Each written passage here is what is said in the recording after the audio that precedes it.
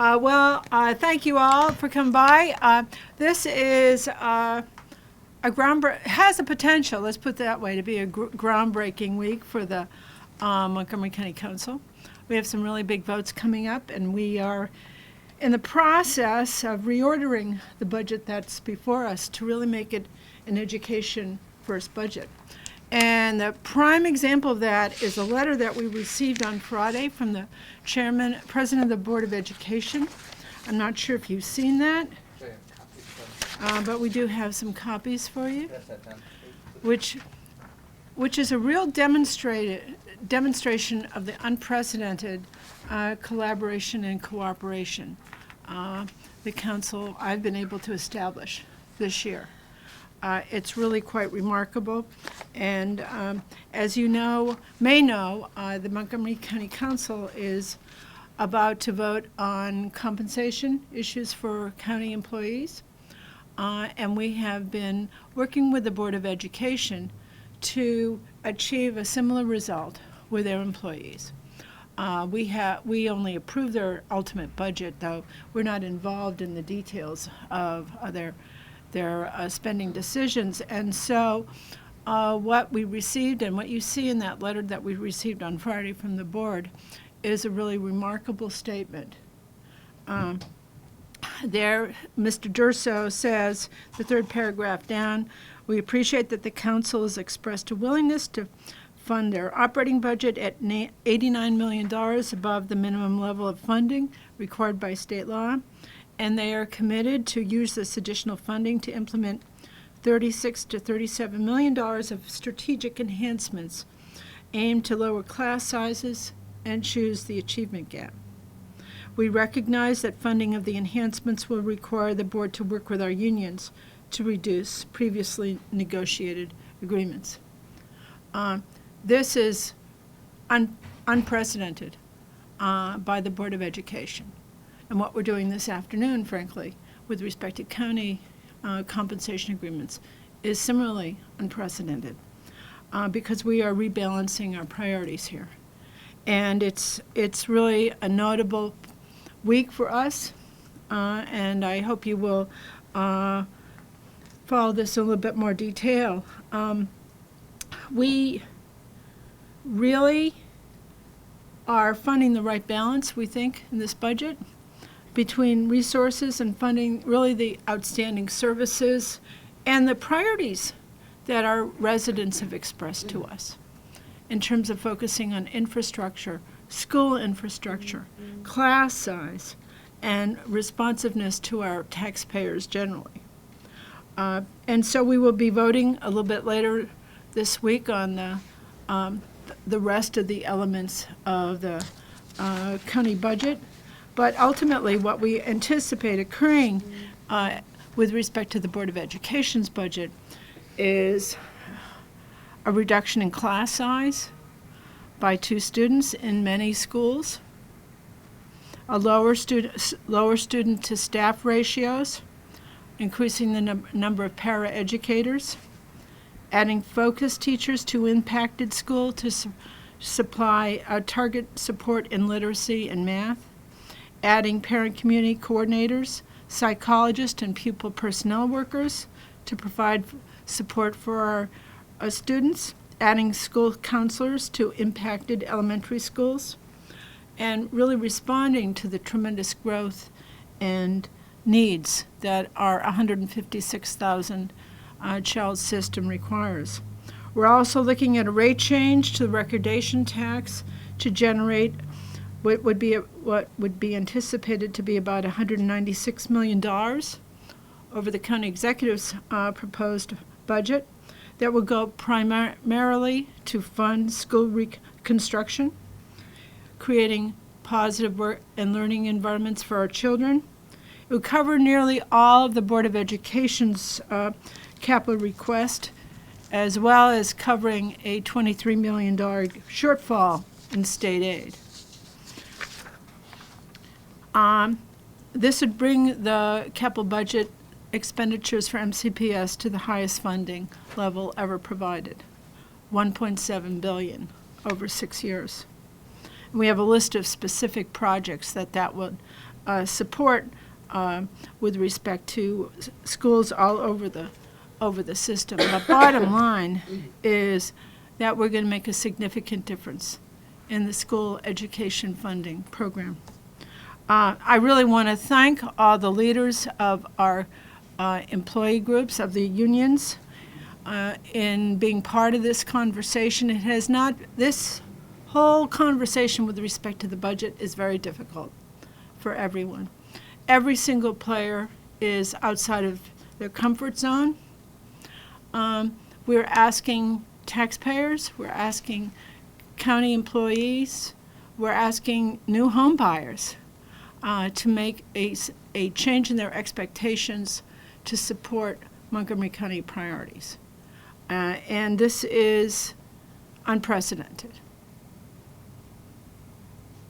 It's a real challenge for everyone, and people have cooperated pretty well. It's not easy, and there are few T's to be crossed and I's to be dotted before all the dust settles. We haven't voted on any of this yet, but I do predict that the council will go forward with that. All this because all my colleagues understand that we have a stake in the county. We are establishing the county's future with this budget. We're drawing some lines and some priorities and going forward with a real commitment to making things happen. So this is really an important course adjustment as we move forward. It's a big change in what was in the budget that we had received from the county executive, and we're really making some positive changes that will change, I think, the course of how we do business and going into the future. So there you have it. Questions now? Sure. Quick question for you on class size. Does the Board of Education, have they said what that ideal number is to get down to? And does the county council have an idea, or are you hearing from parents, I want it from 32 or 34 to 30, I want it from 20 to 18? What's the? Oh, I can't offer you that kind of specificity. That is within the Board of Education's control, of course, and they're going to do that in targeted schools. This is not something they're going to be able to deliver on countywide by any means. We would all like to have quite tiny classes if we could. But at the end of the day, that's a Board of Education's decision. And again, they're waiting for us to take final action that'll allow them to move forward on their commitment that they've made to us. And I've read to you a bit from their letter. You have their letter in front of you. Regarding maintenance of effort, and you're saying that the Board of Ed has signaled to you that if you go $89 million above maintenance of effort, we're good, we can live with that. What about the suggestion from, I think it's the taxpayers organization here locally, they said, just fund maintenance of effort. Don't spend a penny more and let them figure out where to make these things happen. Well, the challenge is focusing the dollars on where we'd like to see them focused. We have the board's commitment in this letter as to what they're going to do, and equally important, we have their commitment in terms of how strong they're going to be in terms of adhering to this obligation, particularly what they are doing here, which is historic for the board, is asking their employee unions to agree to allow compensation elements to be transferred to classroom improvements. This is huge for the board. It's huge for the employee representatives. They've never done this before. And it is a real tribute to the Board of Education that they have collaborated with us in this initiative. And lastly, you said new home buyers, you're asking them to change their expectations. Well, How so? Well, we've heard a lot from the Board of Realtors about my proposal to increase the recordation tax, and we've heard a lot of concerns about what that will mean for new home buyers. We believe that the dollars involved there are not so significant that they will make home buying impossible. Let's agree it all costs too much. And we haven't finally voted on that. That's an element coming up later this week. But at the end of the day, it's the recordation tax is a dedicated source of revenue for school construction. And if we use that approach to supporting new school construction and other capital improvements, frankly, that allows us to be certain that we'll have those dollars going into the future, assuming the market holds pretty well, which we anticipate it will. Where did you get the 2 students from? Is that a MCPS number? That's what we've heard from MCPS. The council's going to take action on executives' new negotiations, new collective bargaining agreement with the public sector unions.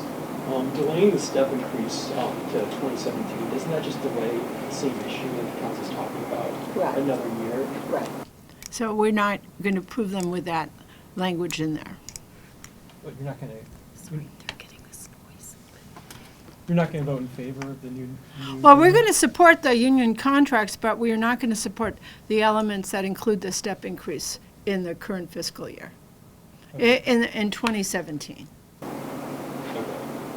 So you're just same as you did a few weeks ago? We will, I predict that we will take the same action we did So previously. no step increase at all? That's correct. Well, they still get one.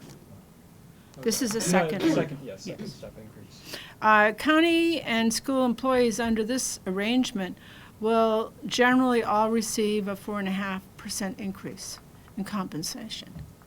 Isn't this an unprecedented move by the council to insert themselves into the negotiations between the executive and the public sector unions? Well, this is a requirement, this is an obligation that we have to approve the negotiations or not. Historically, we have.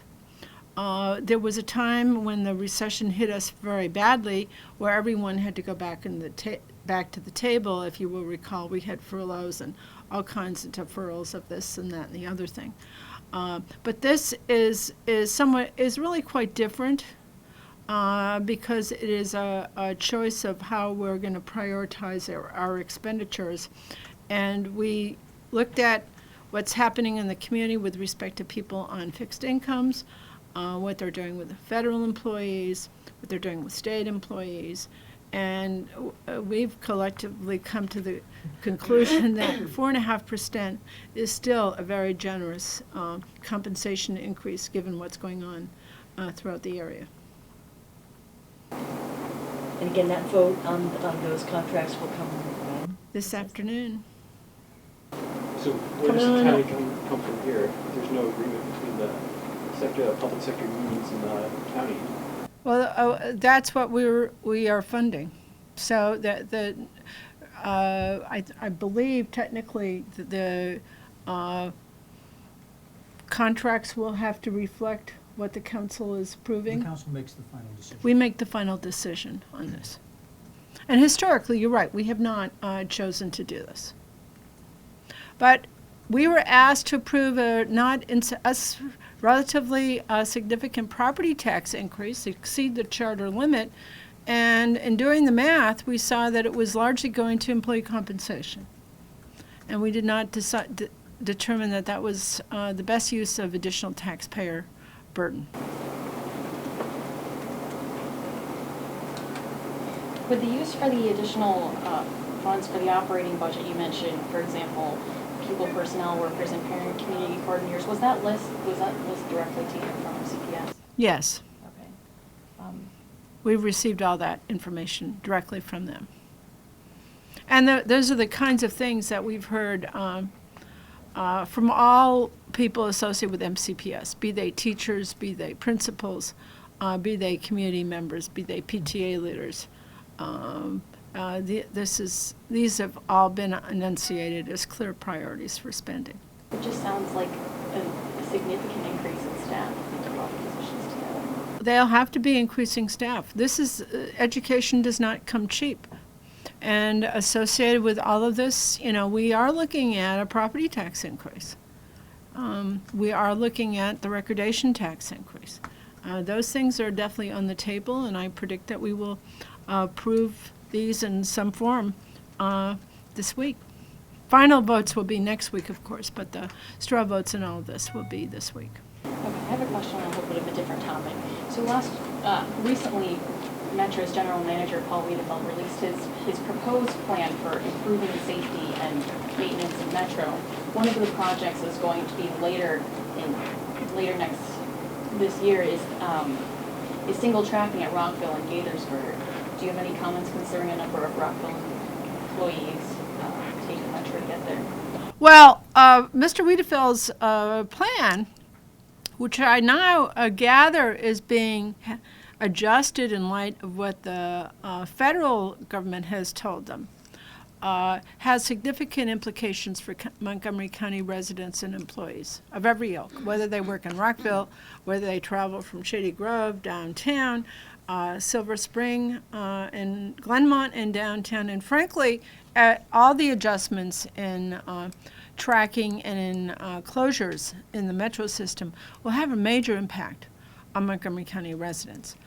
We asked our county folks when we talked about the transportation budget last week for what their plan was for dealing with it, and there's so many moving parts. The department is looking into that, and we'll look forward to getting an update on how we're going to support our residents who are in a challenging situation. We believe that Mr. Wiedefeld's plan that he announced was overruled to a certain degree by the federal government's announcement several days later, and we just don't know how that's going to fall out in terms of how they prioritize their maintenance work. We made a couple of adjustments, suggestions schedule-wise, but they're still working on it. But, Yeah, it's still up in the air, but it's going to be a challenge, of course, for our people to plan for something that may be adjusted very rapidly over the course of the next couple months. We don't have the details on that. Is the council discussing possible adjustments to, say, bus service in Montgomery County? Well, that's what we ask our DOT people to get back to us on, and of course they need to know what they're adjusting it for and when, and those are unresolved points right now. Do you support the Metro General Manager's plan or some of the approaches he's taking? Well, I don't think there's any debate throughout the region that safety is our number one priority for our residents. Reliability is equally important, and there are going to be huge fixes needed to deliver that product to our regional residents, where everyone is very concerned about the fires that have been repeatedly experienced, and certainly the reliability of service. So everything appears to be up in the air right now. I think everyone wants them to get on with it. Okay, so the general manager said he's been working with different jurisdictions, all the different stakeholders, so he's also working with the county then? Our people are doing all they can. There's a lot of uncertainty. We're going to have to get that information from WMATA, and I know I talked to the Secretary of Transportation about this very issue early this morning with Pete Ron, as to how what we can do, what Montgomery County can do to move us forward on all of this, and those conversations are occurring at every level of government as we speak. Are you aware that another party sued the MTA over the Purple Line? You mean the residents Yes. who have concerns about their property Yes. edges? I read about that, yeah. Do you have anything to say about it? People have, it is tough as a resident to lose a portion of your property that you thought was yours. And so obviously they're seeking compensation. I haven't seen the papers that they filed. They're accusing MTA of fraudulent activity. Interesting. Thank you. I heard someone say at the hearing last week on the recordation tax that if you want to raise money for education, have all the money go towards education. With like $30 million of the recordation taxes for rental assistance, why not all go towards education? Well, the way our property taxes are arranged, there are several categories. One is for general government.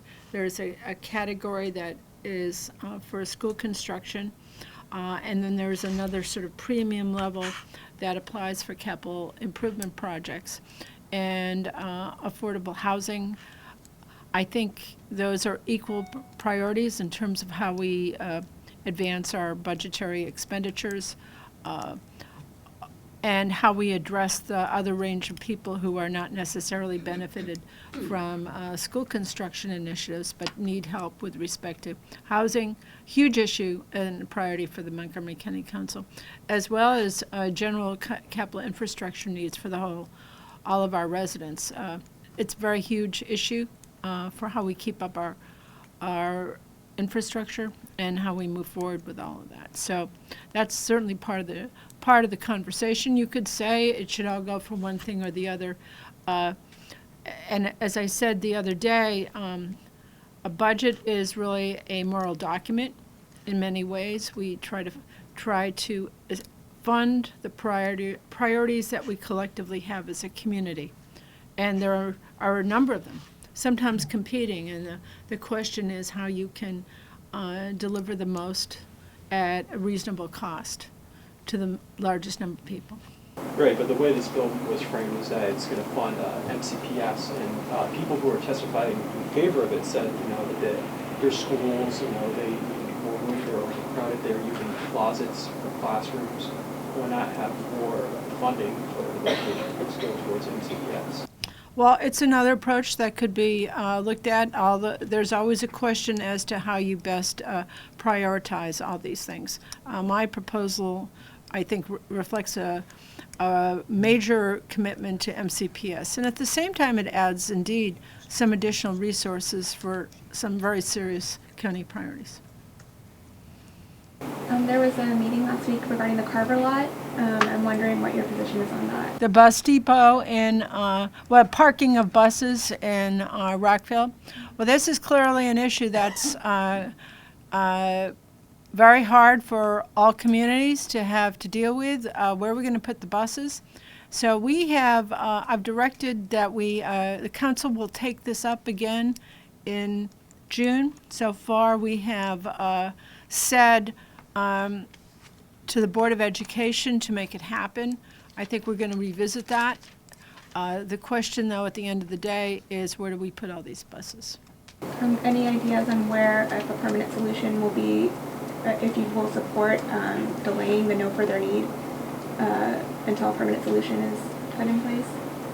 I don't know how we'll handle that. At the end of the day, though, we do need permanent solutions for a lot of buses. And again, like everything else, it's not inexpensive. So we'll see.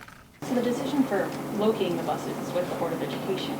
When asked, Montgomery County Public School staff just says, we're working on it. Do you think they should be kind of picking up the pace, or should we have picked a location by now? Well, this issue has gone on for how many years? 10 years.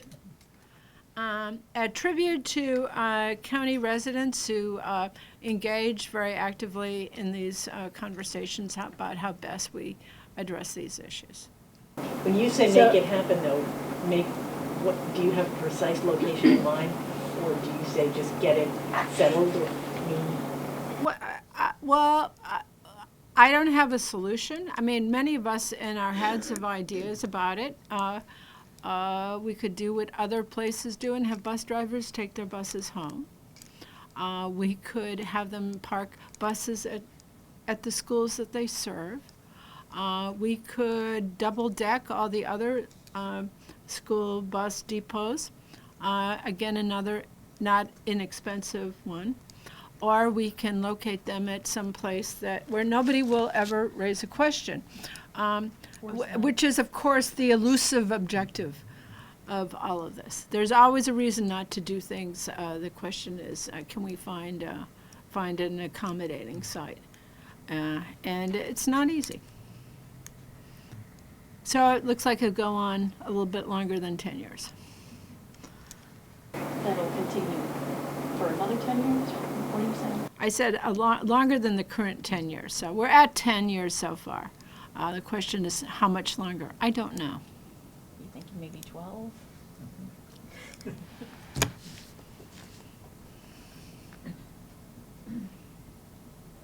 Okay. Well, thanks for joining us this morning.